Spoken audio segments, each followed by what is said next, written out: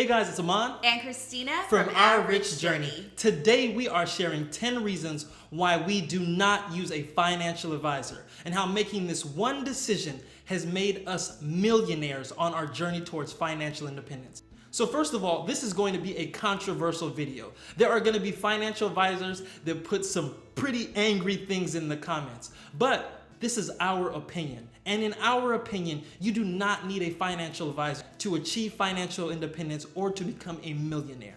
So if you're new to our channel, we reached financial independence and we retired by the age of 40. Now we did this on our own. We never had a financial advisor. We learned about investing in real estate, we learned about investing in the stock market, and we did this all on our own. Yeah, in fact, we started with a zero net worth and now we're sitting here millionaires. And from zero to millionaire status, we did the whole thing completely ourselves without the help of a financial advisor. And this decision was probably the best decision we ever made. The decision to invest in our financial literacy.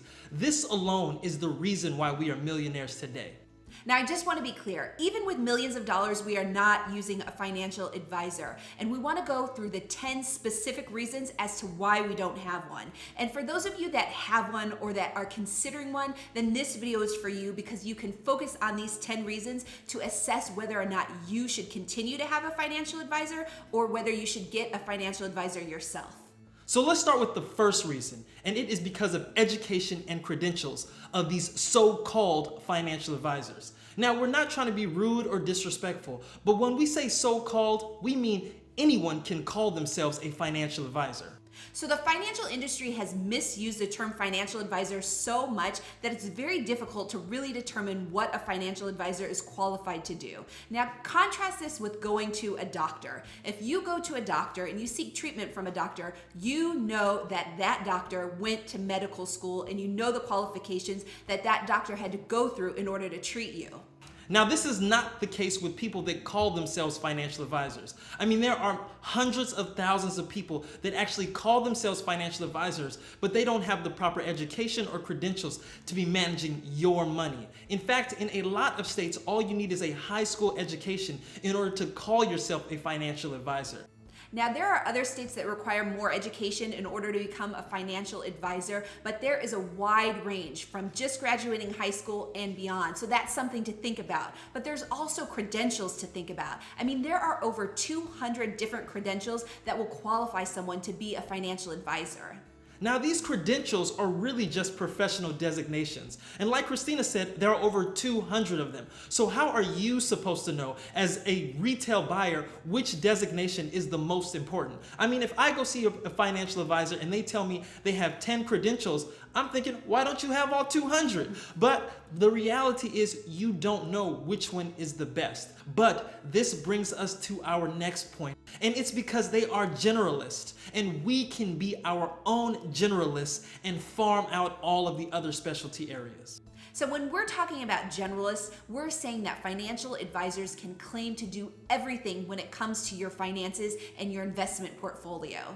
So here's an example. One financial advisor told us they could do all of these things: financial planning, encompassing risk management, the stock market, options, bonds, currency exchange, REITs, retirement, legacy, wealth accumulation, wealth distribution, estate planning, legacy planning, compound interest, college funding, long-term care, time value of money, cryptocurrency, and the list goes on. Now that is a comprehensive list. I mean, there is no one individual that can do all of those things. But I think what was most interesting and kind of scary was that this financial advisor said cryptocurrency. Now, we don't invest in cryptocurrency, but if a financial advisor is advising you on how to invest in cryptocurrency, you should run the other way. So look hard at this list. There are so many things on this list that appear either redundant or are so basic or are things that you should never be learning from a financial advisor, like cryptocurrency investments. Now, if you focus on the basic stuff that you need to learn, you can learn those things in 3 or 4 books and do it yourself. You do not need a financial advisor for those things. And if you come into an area where you actually need some specialty advice, like tax advice or legal advice, you can then go out and seek a specialist yourself. And so our next reason is how financial advisors make their money. It is a flawed compensation model. So financial advisors get paid in three ways. First, they can receive a commission based on the products they sell you, or you can pay them hourly like you would an attorney. And these are the fee-only financial advisors. And the last, which is the most often used, is that they take a percentage of the total dollars that they manage for you. Now, financial advisors can also make money by doing a combination of the things that we mentioned. They can make money from managing all of your assets while at the same time selling you things and receiving commissions for those sales. Now, this is something that we really want to emphasize because we think this is the recipe for disaster. And this is the main reason why we do not use a financial advisor, is because when they are managing your money, that means that they are managing your portfolio and have the ability to buy and sell stocks. Some financial advisors will use this as an opportunity to churn your portfolio, meaning the more they buy and the more they sell, the more commissions they get from your portfolio. The other problem we have is if they have the ability to sell you something, they are also a salesman. And so there is an incentive for them to always be throwing things in front of you to buy.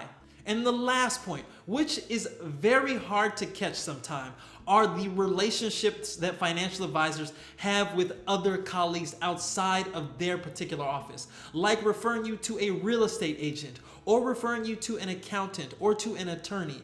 You see, a financial advisor can make money with their entire network, and you don't necessarily know how you are being used in that network. If you are being exposed to the best referrals or the best products, or if you're being exposed to the ones that bring them the most amount of money.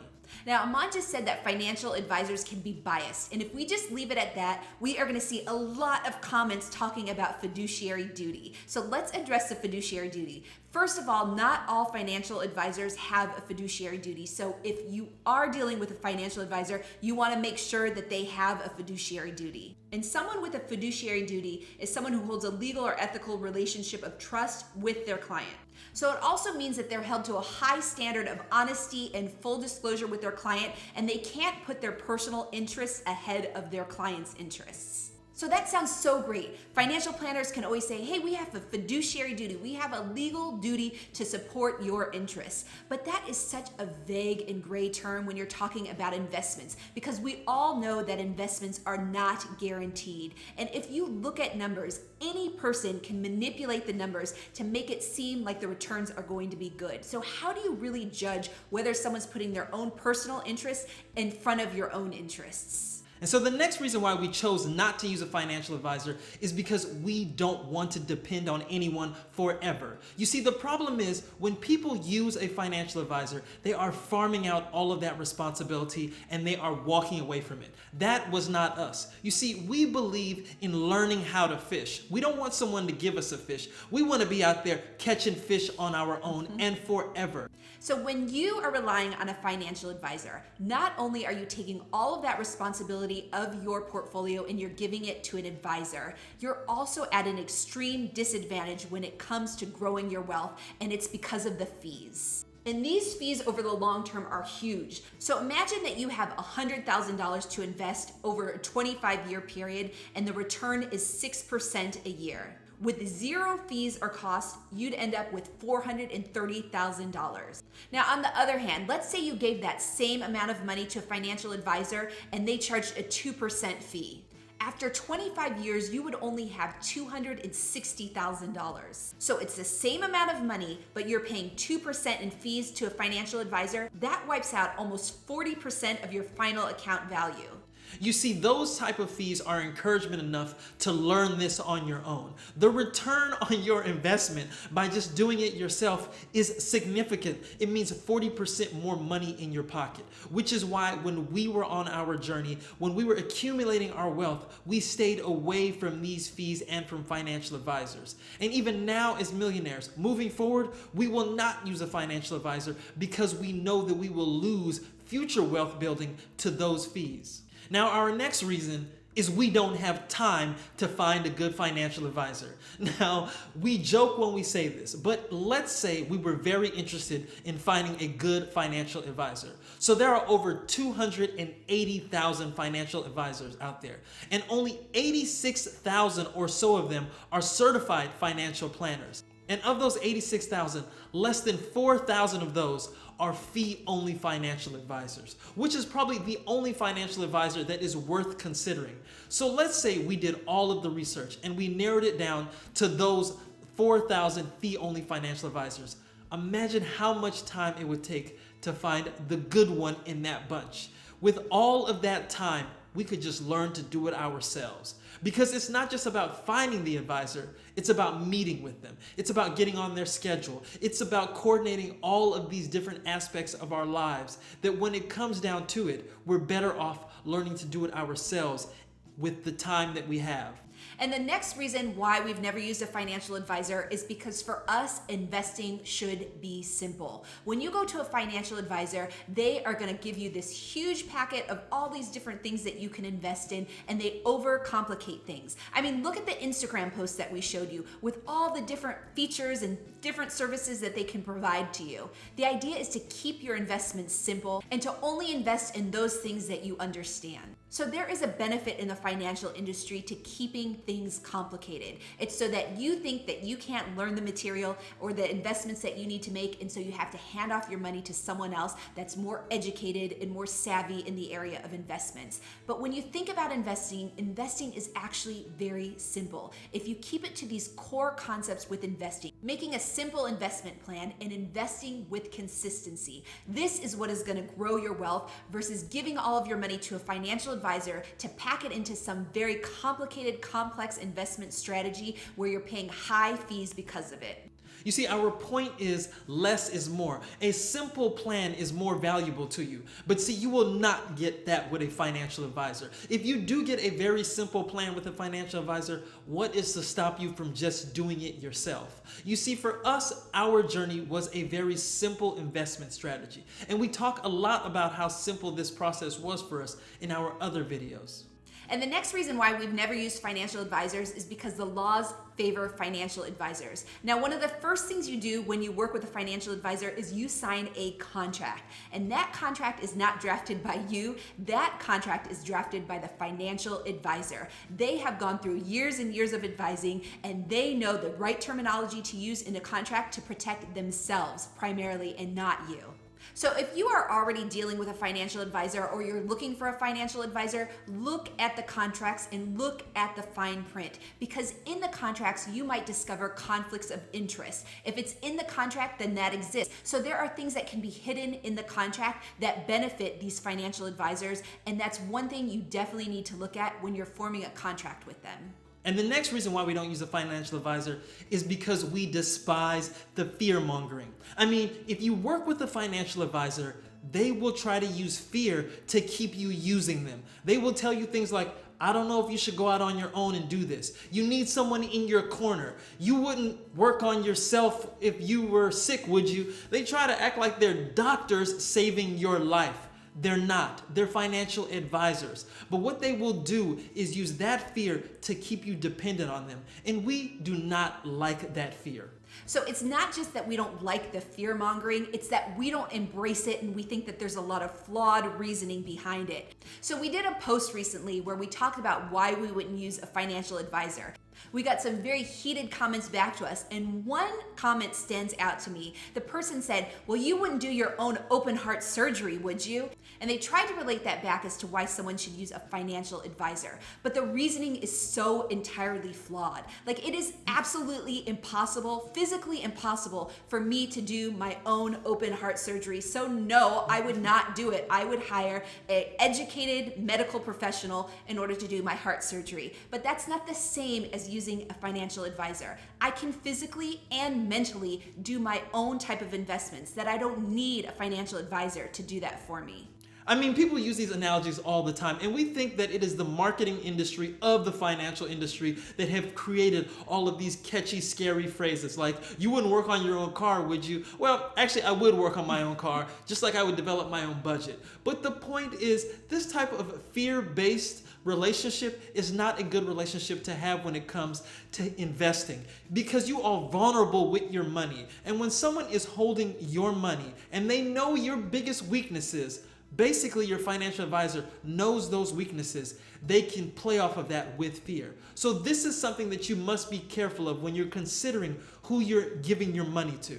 And our next point, and this plays into the fear mongering, but is the emotional standpoint of having a financial advisor. And when we say emotional, we're talking about the relationship that you develop with a financial advisor can sometimes be clouded by a friendship that they develop with you. Now, a lot of people really love their financial advisors, and we'll probably hear about it in the comments. They'll say stuff like, "This is a great person. They're a great guy or a great girl. I spend every Christmas with them. We go fishing all the time." Well, in our opinion, money is separate from friendship. It's business and it's friendship. If you are mixing the two, it is going to cloud your judgment when it comes to the best use of your money. And so for us, we don't want to have that relationship with someone that is investing our money. We don't want you to be our friend. We want you to be our advisor. And the last reason why we don't currently have a financial advisor and why we won't have one in the future is because we have achieved FIRE. And in that process of achieving FIRE, we realize that there are very few financial advisors that are familiar with the concept. And for those of you that are on the FIRE journey or the FIRE path, financial advisors may not be able to tweak the information that they have in order to fit your FIRE journey or your FIRE investment needs. And finding a financial advisor that just knows about the FIRE movement can be a serious challenge, because not only do you have to find one that knows about it, but they have to be a good one. They have to be certified. They have to run through all of the previous things that we talked about in order to advise you on achieving financial independence. We have had friends that have talked to 4 or 5 different financial advisors, and they've asked them, do they know about the FIRE movement? And they've gotten blank stares. So for us on this journey, we have not been able to find a financial advisor that even knows about the movement. Now, we're not just going to leave you out there with 10 reasons why you should not get a financial advisor, or I should say why we did not get a financial advisor. We will give you one reason why maybe you should consider getting a financial advisor, and that is for educational purposes only. If you can go to a financial advisor and work with them and they teach you how to do for yourself in the future, then that's a different story. Because we look at that as coaching, as development, so that one day you can manage your own money.